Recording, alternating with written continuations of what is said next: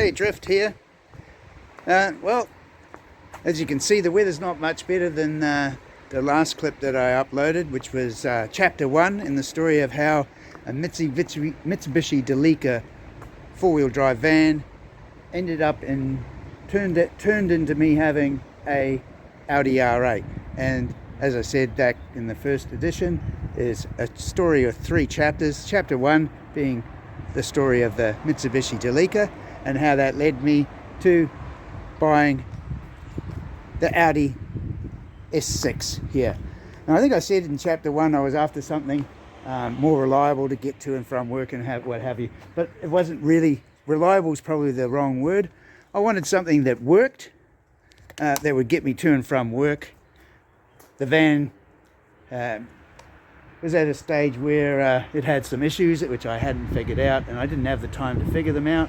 I had been working for about a year after returning to New Zealand from overseas, had some money, and decided that I wanted a nicer car too. That was the other thing. I wanted something nicer. Over the years I've had lots of, I suppose you'd call them petrol head type vehicles, or lots of V8s and sports cars and all sorts of things. I can go through a list. Maybe I'll make a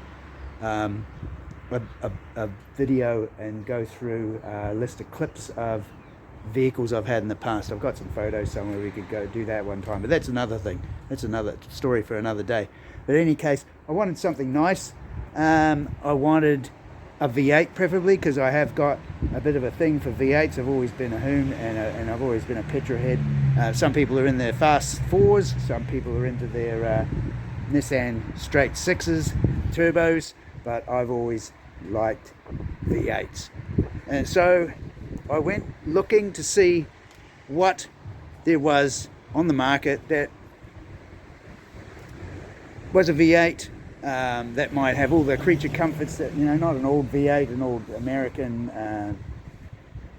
muscle car, but something that I could use on a daily basis that would look nice, would travel nice, have all the mod cons. So I was looking at, basically boiled down to a couple of types of vehicles: Mercedes, and the AMGs were pretty nice looking Mercedes, pretty quick, and there was the Audi R8. I even entertained at one stage VW, the W8 that they had out, because those vehicles were actually quite reasonable on the market back then. This is 5 years ago, and they were at reasonable prices. In New Zealand, the main cars that people have for V8s, you might call the big followings, are the Ford V8s, which were back then the Falcons, and they were running towards the end of their line actually, but Ford V8s, and then the Holden, which are GM V8s. In the States, I think you had them over there as a Chevrolet, but and even the Holdens, they were coming to the end of their production line, and they finished those a few years later, the production of those. But a Holden Commodore V8 or a Ford Falcon V8 back when I bought this Audi was in quite a high price range for a second-hand car, say about a 2004, 2005. You're looking at well into the $20,000 marks, and I got this S6 for half that. And there were Mercedes going V8s, the 5-litre V8s, and the 4.2 Audis were going for half that sort of money, for less Ks too. When I bought this S6, it had done 147,000 Ks. An equivalent Commodore of the same year, 2004, 2003, would have done 200,000 plus kilometers, maybe 300,000. They're high kilometer vehicles. They get used a lot. They're very popular, got a great following. They're not a bad car. I had a brand new SS Commodore V8 6-speed manual when I was living in Australia for a while. It was a great car, black leather, similar to my Audi. However, it ended up, I test drove a number of cars. I test drove another Mercedes with the heads up. Didn't quite do it for me, and then this Audi popped up on Trade Me at a dealership for a really good price. It was the cheapest one that I could find in New Zealand at the time, with 147,000 Ks on it. And I basically rang the dealer up and did a deal, and I put it on finance. Even though I did have some money, I probably could have afforded to pay for most of the car, if not all of it. I decided at the time, having been back in New Zealand not for a very long time, that I would actually buy it on credit. And there were reasons for that. I wanted to build up my credit history because we were saving also to buy a house. So rather than spend all my money on a car and leave some of the savings, I also decided to get the credit history going by getting a hire purchase agreement. And I bought the car on hire purchase using a finance company. And my wife and I jumped in a bus. We went in the bus from Wellington, caught a train from Lower Hutt to Wellington, got the bus from Wellington up to Hastings, and the car dealer picked us up at the train station there at Napier, and we in the car, and he gave me the keys and just said, "Thank you very much." Shook my hand. He had to run off to a kids' football game or something he had to take his kids to, and that was it. We walked to the car park, pushed the remote control to unlock the black Audi that was in the car park, and it was this one, and we took possession of it. Now, it wasn't the Audi that it is now. It now has a fair few changes from what it did have when we bought it standard. It had standard wheels, it had no window tinting, it had chrome trim, chrome mirrors, chrome grille, lots of chrome. I have done several things to it. Just a quick list of some of the basics. Carbon fiber trims on the sills, and little sill splitters at the back, that shin lip splitter at the front that goes around the front of the car to there, and then another carbon fiber sill down that side, and the same to the back. The wheels are not standard. They are 20-inch by 10-inch wide, and they are running 245/35 series. I did have some 245/30 series. They were just a bit too thin and just looked a bit too much like rubber bands. I went up to the 35 series and found that was a better feel on the road too, and a better look on the car. Just filled up the rims, the wheel arches a bit more. The S6 is about 20 mils, I think it is, lower than an A6. And then the RS6 apparently is about 15 millimeters lower again. I haven't changed the suspension on this. It has gas struts. That's what came out with this S6. It's good, reliable suspension. This car is now nearly 20 years old. It'll be nearly 20 years old. It'll be 20 years old next year. And the suspension is as good as the day it was in there and handles very, very well. And unlike maybe the R8, for example, which has the Magna-Ride magnetic oil-filled struts, they're very, very nice, but they do end up going and leaking and then having to be replaced, and some people actually replace those with gas struts. The other Audis, the A8 and the S8s, came out with airbag suspension, and those develop leaks, which then cause issues and have to be and are quite expensive to repair as well. But the S6 came out with gas struts all round, and they don't have a tendency, they're very reliable. They don't have a tendency to fail or anything, and they behave very well. So the wheels, the carbon fiber strips, the headlights, I made some tinted headlight covers. These lenses cover the headlights. They velcro on the bottom, and there's a strap that goes under the bonnet to the headlight, one of the headlight screws, and it fits underneath the washer on the headlight mounting screw, and that helps to hold that on. They're not completely black. They do let the lights shine through when you're driving, and you've got the lights on, you can see the lights. Around town, you never have to take them off. If you're out in the open road without any external lighting, country roads, that sort of thing, they have to come off. They're too dark. You can't see where you're going enough with those on there, but they look cool, and during the daytime they're fine, and I haven't had any issues with them. They have to come off for my yearly warrant of fitness checks. Around the back, I did cover the lenses at one stage completely with a black lens film. I did get pulled over once and questioned when I was in the vicinity of a car meet by the police, and they said they weren't really happy with those. They did suggest that if I cut out where the actual lights were, that they probably wouldn't be so displeased, but they said it was really up to the testing facilities, and the testing facilities won't pass them. So I have another set of stock lights that I bought from AliExpress from China. They're copies of those. They were $100 for the set of two, and I swap them out when I go for my yearly warrant of fitness check, and then I swap these back. I've never been pulled over since I put the cutouts where the actual lights are for the indicators and for the brakes. That helps them to shine through, and from a distance they look pretty much blacked out. So all the chrome has been blacked out, the mirrors have been blacked, anything that was chrome is blacked. I do have to, the logo here does need some touch up. It needs to be redone. That was done in plasti dip and it's peeled away. The grille, as I said, at the front's been done.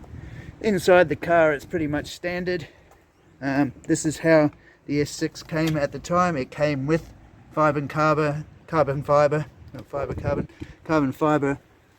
inserts in the dash and in the door panels, front and back. Recaro leather upholstery, front and back, embossed with the Recaro logos.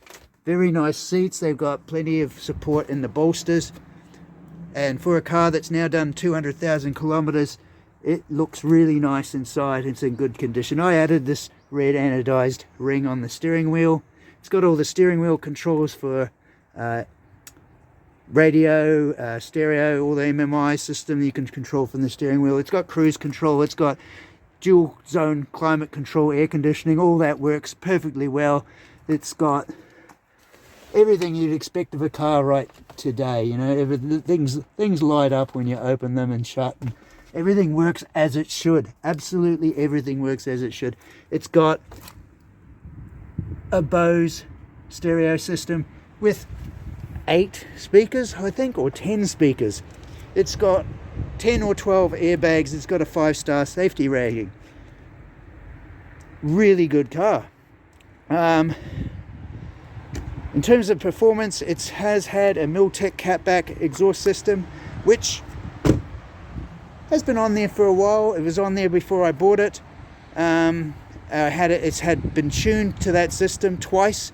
Because one of the things that did happen with that catback, it started to get a bit rusty. The baffle plates of the back exhaust started to break apart, and eventually one time I was driving along and it had rooster tails of the fiber from the inside of the rear mufflers trailing out the back. So what I ended up doing was I just finished off the process and pulled all of the stuffing out of the rear 2 mufflers. So now it's actually got straight through mufflers. The catback system's basically straight pipe, 2.5 inch, and it's been retuned.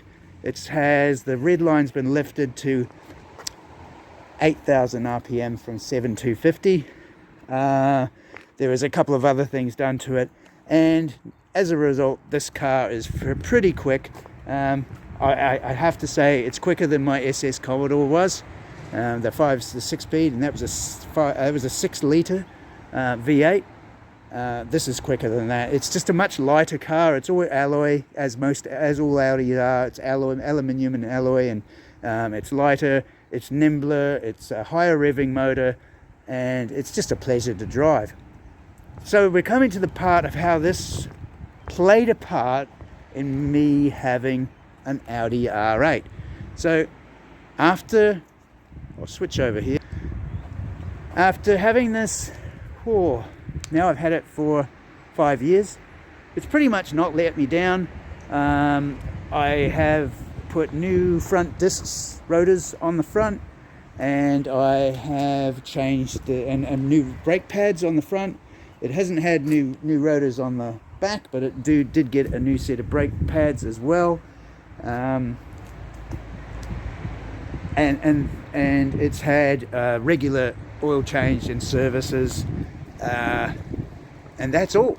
I do not think there is anything else that has got broken or stopped working on that car since I've had it. Battery. The first winter, the battery died.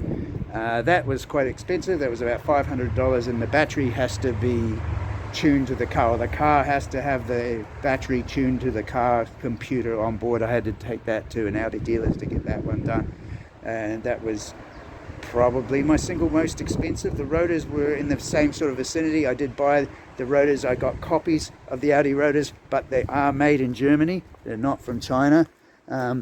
They're identical. It took me 2 shots at getting the right ones. The first ones that arrived were for the right model of this car, but because this was an end of run model, I found that Audi does use some of the parts from the next model when they start running out of bits. So this has got the front calipers off of the S6, the next series S6, the shape change model that came out in late 2004.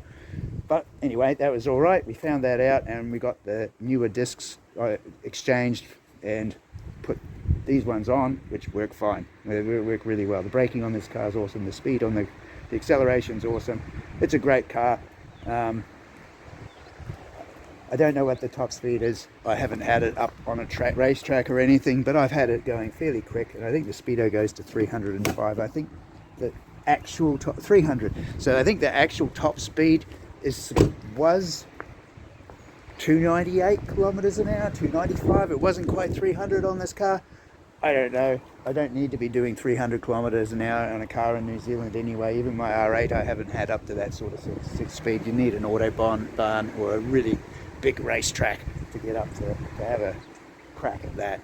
So ultimately, what I did find out by having this car is that Audis can be very reliable, and this counters some of the old school beliefs that are around, especially in New Zealand, where European cars are considered expensive to have and parts hard to get hold of. And there was a time when that was true. 20 years ago, Audis were, when this was new, Audis were not as common in New Zealand, and the internet wasn't what it was. Sourcing out parts wasn't easy from ex-overseas. You were stuck with really the dealers. The dealers, they make their money, that's what they do. Dealers make money on vehicles, and they make money when they sell them. They make money when they buy them. They make money when they fix them. They make money when they don't fix them. They make money when they service them. They just make money on these cars. And a European car, back in those days, was seen as being an expensive item. They did cost a lot of money. This car, when it was new, was $186,500. Believe it or not, brand new in New Zealand. That is what the car sold for. It's on the VTNZ database with information. There were 3 of them that were brought into the country of this particular model, and only 3, and $186,500. So back then they were expensive, parts were expensive, everything was expensive. But now you can source good quality parts, OEM parts, ex-overseas for reasonable prices, with YouTube and the internet and everything on the internet. Most of the things you ever want to do with your car, you can find out how to do. If you're mechanically inclined and you can swing a wrench yourself, you can maintain an Audi yourself. And that goes the same for this one. And as I later decided to try and find out, an Audi R8. So the S6 played a big part in my decision for the Audi R8. It wasn't the factor that swung the deal, but when it came to the time, and I'll come into that in chapter 3, to buy the Audi R8, having owned this car was enough to give me the confidence to actually go ahead and pull the trigger on that deal. So there we have it. That's my S6. That's chapter 2 of how a Mitsubishi Delica van ended up turning to be an S6 in my garage, which then turned into an R8 in my garage. So chapter 2, the S6, really good car. I tell you what, I don't regret having bought that car. That's one of the top cars that I've owned in my life. I've owned fucking hundreds. I pardon my language, hundreds. I don't know, I haven't even counted how many, but I've owned a lot of cars, and that's right up there in the top 5. It's probably actually in the top 3, and I'm not sure which one of the order of the top 3 I'd put that one in. Anyway, so there we are. Thanks for watching. I'll get this hosted up as soon as possible, and yeah, then the next chapter, chapter 3, will follow in due course. Take care. Thanks for tuning into my channel. Bye now.